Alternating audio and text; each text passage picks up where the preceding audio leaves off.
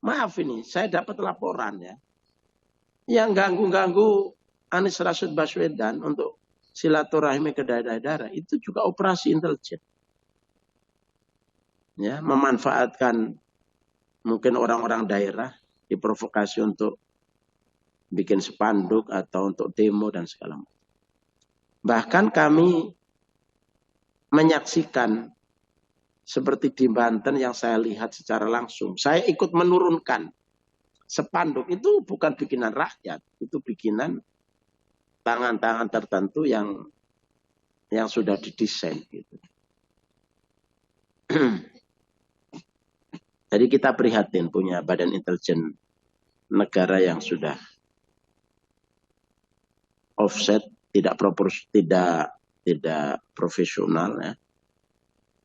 Tidak melakukan tugas fungsinya secara benar dan baik. Itu sendiri.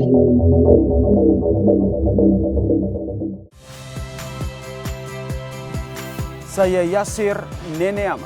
Saksikan program-program Kompas TV melalui siaran digital, pay TV, dan media streaming lainnya.